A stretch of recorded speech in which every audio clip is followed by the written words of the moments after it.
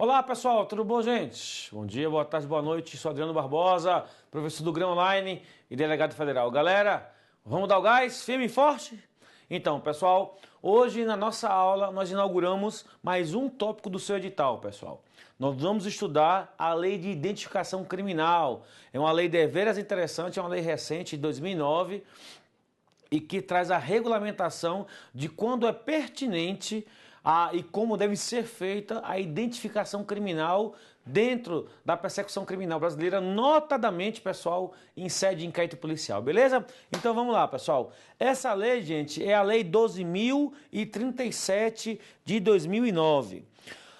Nós vamos usar como referência, né, os nossos autores de referência, que é o Nútil, o Avena, o Távora e o Brasileiro, galera. Vamos falar logo do primeiro tópico, é o tópico da identificação criminal. Então, antes da gente entrar na lei propriamente dito, vamos visitar algumas questões legais e conceituais que são importantes. Vamos lá.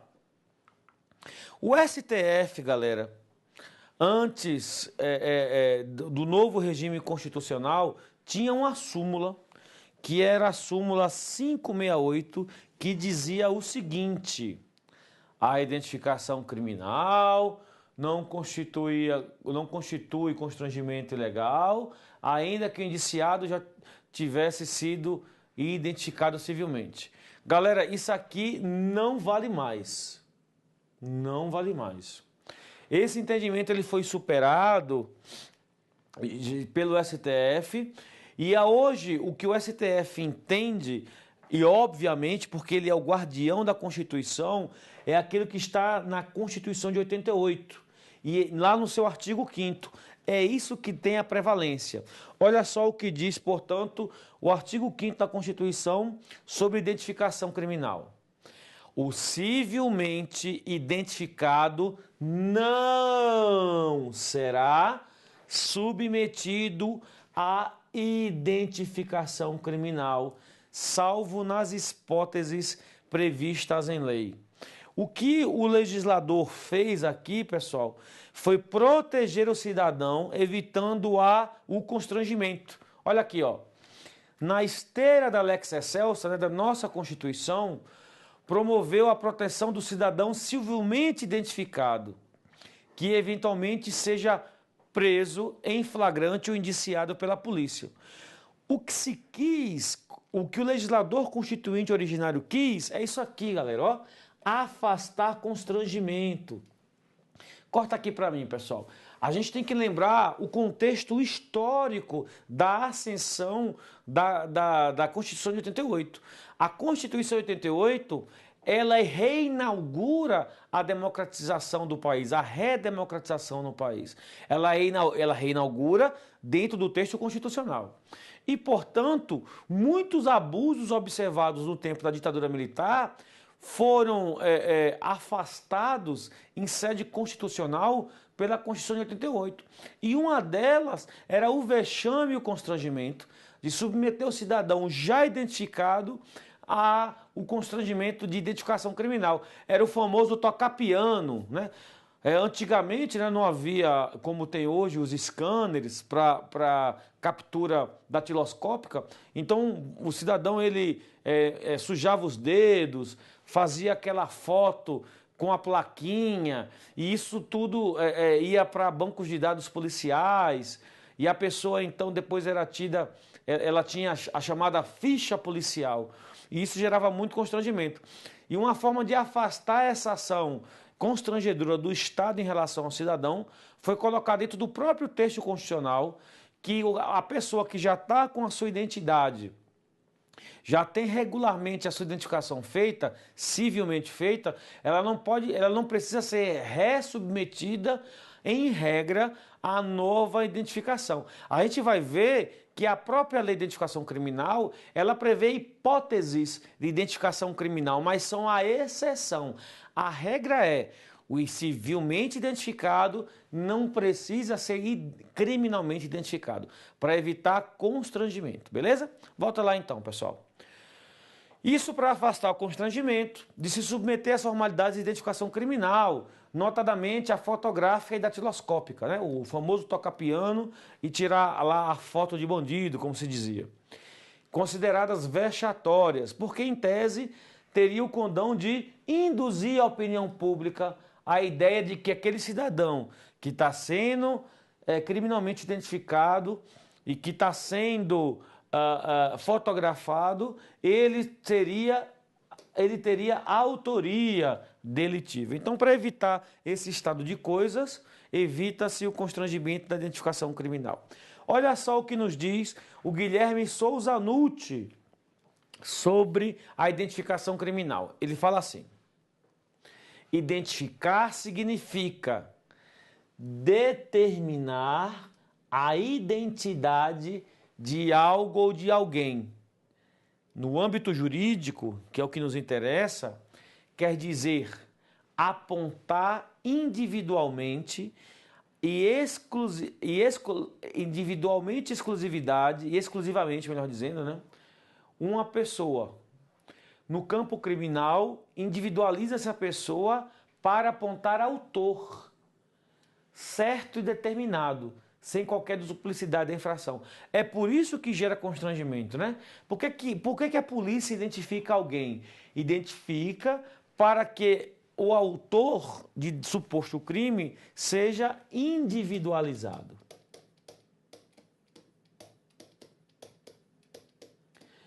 Ora, se o cidadão ele já tem como se individualizar civilmente, não há necessidade de se individualizá-lo de novo, a não ser que haja dúvida ou questão de ordem pública, de interesse público, ordem pública, para essa individualização criminal, que é o que a gente vai ver mais à frente, que é quando a lei começa, a lei ela flexibiliza essa não identificação criminal e autoriza que o cidadão, mesmo civilmente identificado, seja identificado. Olha só o que diz o artigo 1º da lei. Olha, galera, já deixa aí pronto, né? A lei já tem que estar contigo. Pega aí a lei 12.037/2009, deixa aí aberta, que a gente vai ver os dispositivos dela, né? Então, olha lá. O que é que diz o artigo 1º da lei 12.037? Ela repete os ditames constitucionais. O civilmente identificado não será submetido à identificação criminal. Aí ele faz uma ressalva, né? Salvo nos casos previstos dessa lei. Então a lei, no artigo 1º, ela repete a Constituição, mas ela já prevê que há ressalvas legais para a identificação criminal. E aí nós vamos ver quais são essas ressalvas legais. Olha só o que diz o Luiz Flávio Gomes, pessoal, sobre essa demanda de identificação criminal. Ele fala assim pra gente: se existe dúvida fundada, séria, sobre a identificação civil do sujeito, nada mais ponderado que procedesse à sua identificação. Então, em havendo dúvida fundada, o cidadão ele apresenta um documento muito antigo, rasurado, ele apresenta documento com sinais de que houve manipulação da cártula, da base material do documento. Então você tem dúvida séria, o que pode haver aí, demandar aí a sua identificação. E conclui Luiz Flávio Gomes: não existe poder discricionário da autoridade de identificar ou não o cidadão. Aliás, raciocinar-se assim pode chegar a atos arbitrários. Seu ato é vinculado. Vinculado a quê, pessoal? Vinculado à lei. É a lei que determina se deve ou não haver identificação e de que forma deve ser essa identificação. Cabe-lhe examinar os pressupostos fáticos da situação e agir sempre dentro da lei. Então, se há fundada dúvida sobre a identidade do cidadão e existe autorização legal, aí a ressalva legal ela se agiganta e pode sim ser levada a termo. Vamos ver aqui agora o artigo 2º da lei. Olha só o que ele fala. Como é que o cidadão ele argumenta que está civilmente identificado? Então, a identificação civil, ela é atestada, ela é provada pelos seguintes documentos. Vamos lá? O nosso RG, que é a carteira de trabalho, ou a carteira de identidade, desculpa. A carteira de trabalho, né, que é a nossa CTPS, a carteira de trabalho e previdência social. A carteira profissional, essa aqui são dos conselhos profissionais. Vou dar aqui como exemplo o da OAB, a carteira da ordem, né, que identifica o cidadão. O passaporte emitido pela Polícia Federal, a Polícia Federal que emite passaporte no Brasil. A carteira de identidade funcional para os funcionários públicos. Por exemplo, a polícia, o policial, ele tem a sua identidade funcional policial. E outro documento que permita a identificação do indiciado. Você vê que a lei ela volta-se primordialmente para o inquérito policial, né? Para o âmbito policial da identificação. Parágrafo único. Para as finalidades desta lei, equiparam-se aos documentos de identificação civil os documentos de identificação militar. São os documentos funcionais militares. Então, como é que o civil é como é que o cidadão é civilmente identificado, galera? Vamos lá. Com o RG, CTPS, carteira profissional dos conselhos profissionais, o passaporte, as carteiras de identidade funcional dos funcionários públicos e qualquer outro documento público, tem que ser público, né, pessoal? Não pode ser carteira do clube, não pode ser carteira da biblioteca, tem que ser documento público, a biblioteca da faculdade, né? Tem que ser documento público. E os documentos militares, os funcionários militares, também servem para identificação civil. Agora, olha só, pessoal, em que pese o artigo 2º, o artigo 3º, ele vai trazer as possibilidades de identificação criminal. Aqui, galera, estão as ressalvas. São essas ressalvas que autorizam o delegado de polícia a determinar a identificação criminal. Então vamos ver quando é que, mesmo apresentado documentação e identificação civil, poderá haver a identificação criminal. Hipótese 1. O documento apresentar rasura, galera, ou indício de falsificação. O cidadão ele chega na delegacia, apresenta o documento e ele está todo rasurado. Aí não, né, pessoal? Ele não, se há rasura, existe indício de violação do documento. E se existe violação do documento, existe a dúvida sobre identificação. 2. O documento apresentado for insuficiente para identificar cabalmente o indiciado. Faltam dados do documento. Imagine que o documento ele traz a gastura do uso. Ele, por exemplo, mancha a data de nascimento, mancha o sobrenome. E aí, portanto, a autoridade policial não fica com condições de identificar se aquela pessoa do documento, quais são os dados civis dela. E se é ela mesma que está ali apresentando aquele documento. 3. O indiciado portar documentos de identidade distintos, com informações conflitantes. Aí perdeu, né, galera? Doutor, se você prende alguém, olha que aqui é indiciado. Se ele é indiciado, ou ele está preso, ou houve um indiciamento dentro do inquérito por portaria. Se o indiciado, galera, o investigado, ele apresenta mais de um documento, 2 documentos no mínimo, e esses documentos, as informações são conflitantes, bem, um no mínimo, ou um é falso, ou os 2 são falsos. Aí perdeu, doutor. Aí ele vai ser criminalmente identificado. 4. A identificação criminal for essencial, as investigações policiais. Investigação policial, né, galera? É inquérito policial, é o nosso IPL. Segundo o despacho da autoridade judiciária competente, que decidirá de ofício mediante representação do delegado de polícia, que é a autoridade policial, do MP ou da própria defesa. Então, olha só, se você tem uma investigação criminal em curso e há dúvida séria sobre a identificação criminal de um dos investigados, principalmente, galera, quando você investiga as organizações criminosas, a gente chama de ORCRIM, né, na Polícia Federal, quando você investiga um ORCRIM e que você tem dúvida séria sobre a identidade do investigado, do indiciado, o juiz ele pode determinar, olha só, é despacho do juiz, galera.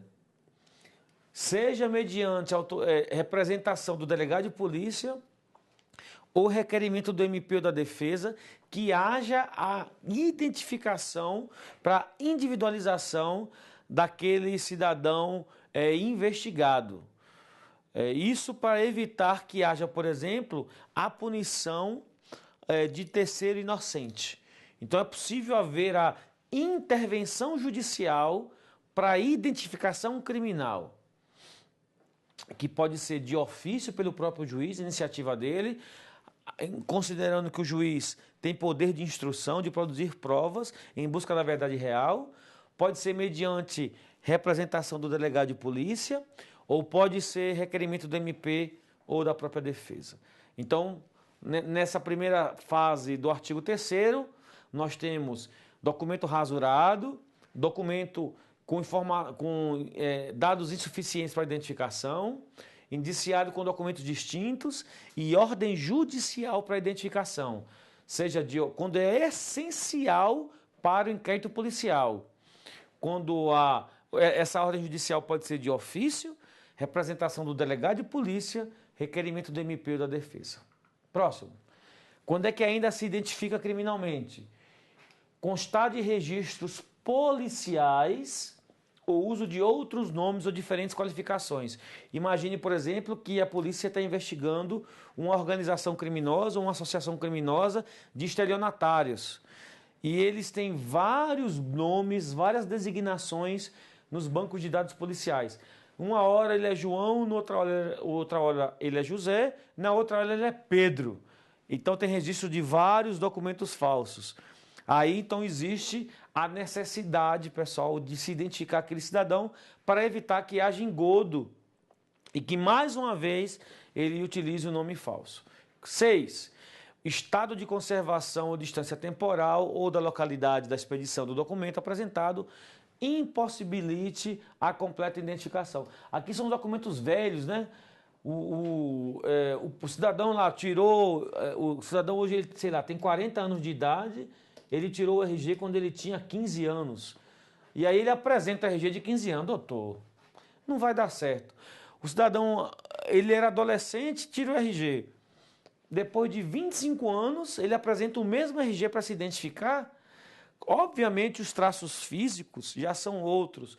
E esse tipo de evento causa dúvida acerca da identificação, da individualização do indivíduo. Então, nesse caso também pode haver identificação criminal. Olha o parágrafo único. As cópias dos documentos apresentados deverão ser juntados ao auto do inquérito policial ou outra forma de investigação, ainda que consideradas insuficientes para identificar o indiciado.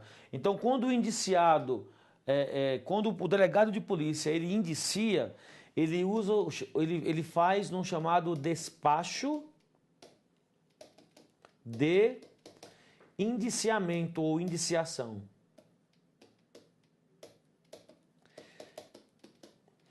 Esse despacho de indiciamento, que é um despacho fundamentado, porque a Lei 12.830 exige que o indiciamento seja um ato fundamentado,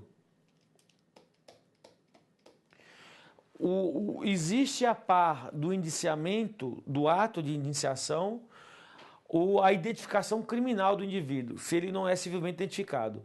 E o documento que ele apresenta, o documento cível, e aí, quando não há necessidade de identificação dele, mas mesmo quando há necessidade, o documento que ele apresentou, ele é tirado cópia e juntado nos autos, para individualização daquele indivíduo. Vamos lá, pessoal, vamos ver aqui o ensinamento de Nutt sobre o artigo 3º. Ele fala assim, ó, não se trata a identificação criminal de uma aceitação de culpa. Isso é muito importante, né, pessoal? Vamos deixar de mimimi, né, doutor? Não é porque o cara está identificado criminalmente que isso vai implicar em presunção de culpa. Mas é um procedimento para tornar exclusiva determinada pessoa. É isso que se quer, né, pessoal? Você quer individualizar.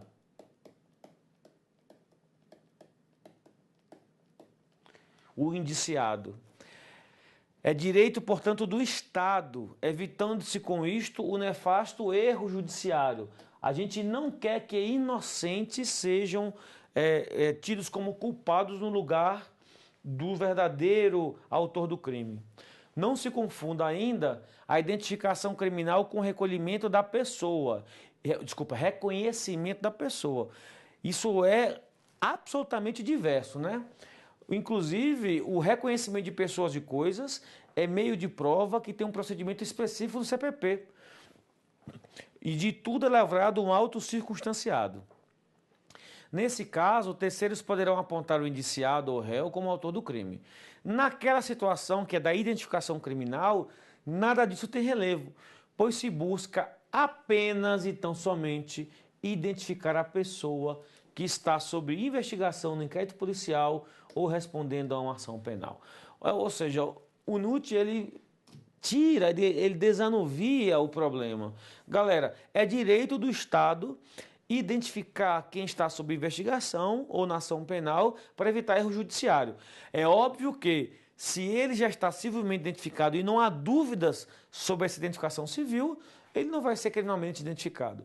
Mas se há qualquer dúvida, pessoal, qualquer questão de ordem pública relevante, ele pode sim ser identificado. Vamos em frente, vamos ao artigo 4º da lei, galera. Quando houver necessidade de identificação criminal, a autoridade encarregada, e essa autoridade, em regra, é o delegado de polícia, né, galera? Porque a identificação se faz em sede policial e de polícia judiciária. Polícia militar não faz isso. Polícia rodoviária não faz isso. Elas são polícias administrativas. Quem faz o procedimento de identificação criminal legal, que vale para a ação penal, para a persecução criminal, é somente a polícia judiciária. Somente polícia judiciária, doutor. PM e PRF e Guarda Municipal não são polícias judiciárias, são de ordem pública. Beleza? Vamos ver agora como é que faz para identificar? Procedimento de identificação. Olha lá, artigo 5º. A identificação criminal incluirá o processo datiloscópico, e hoje em dia não existe mais tocar piano, né? Pelo menos na Polícia Federal não existe. A gente usa os scanners, né, de dedo para a captura das papilas datiloscópicas. E ainda existe o de tinta, né, pessoal? Mas isso é exceção. Hoje a regra é o digital. O processo fotográfico, que serão juntados aos autos da comunicação da prisão em flagrante ao juiz e ao inquérito policial. E na hipótese do inciso 4 do artigo 3º, a identificação criminal, olha que bonito isso, poderá incluir a chamada coleta de material biológico. O do inciso 4, pessoal, lembra, esse aqui é quando existe ordem judicial. Então pode o juiz determinar a coleta de material biológico. Isso é muito legal. Esse parágrafo único, ele foi incluído em 2012. É a última mudança dessa lei, viu, galera? A lei é de 2009. Em 2012 ela sofre uma mudança e aí a coleta de material biológico é incluído. Vamos em frente. A lei 12.654/2012 também incluiu o artigo 5º-A. Os dados relacionados à coleta de perfil genético biológico deverão ser armazenados em banco de dados de perfis genéticos. Muito legal isso. banco de dados de perfil genético, pessoal, para que haja uma memória biológica, genética de cidadãos investigados criminalmente. Tudo isso gerenciado pela perícia criminal. As informações genéticas contidas nos bancos de dados de perfis genéticos não poderão revelar traços somáticos ou comportamentais. Não serve para isso, né, pessoal? Para dizer se o cidadão é alto, é baixo, é gordo, é magro, se ele tem um comportamento violento ou não. Não serve para isso. Ele serve para identificar. Aqui não é estudo de Lombroso para traçar perfil criminal genético. Não é isso. Aqui é para perfil genético de identificação. Olha lá. Exceto determinação genérica do gênero, claro, se é homem ou mulher, né? Consoante as normas constitucionais e internacionais sobre direitos humanos, genoma humano e dados genéticos. Ou seja, identificação genética, o material genético aqui é para identificação do indivíduo, não é para pesquisa genética de perfil criminógeno, de perfil criminal, é para identificação. Parágrafo 2º. Os dados constantes nos bancos de dados de perfis genéticos terão caráter sigiloso, respondendo civil, penal e administrativamente aquele que permitir ou promover sua utilização para fins diversos do previsto nesta lei ou em decisão judicial. Então, pessoal, é para identificação criminal e esses perfis genéticos, eles ficam sob sigilo para evitar qualquer tipo de desvio e evitar qualquer tipo de constrangimento dos identificados geneticamente. Parágrafo 3º. As informações obtidas a partir da coincidência dos perfis genéticos deverão ser consideradas sempre em laudo pericial. Então, são os peritos, que são os auxiliares das autoridades, do juiz e do delegado, que informam coincidência de perfil genético. Essa coincidência, pessoal, implica na identificação. Identificação genética do indivíduo. E isso sempre feito por perito em laudo pericial. Vamos em frente. É vedado mencionar a identificação criminal do indiciado em atestados, antecedentes e informações não destinadas a juízo criminal. Somente interessa ao juízo criminal, pessoal, porque lembra que quando o juiz for aplicar a pena, ele usa lá o artigo 59 do Código Penal, onde tem as circunstâncias judiciais para aplicação de pena base.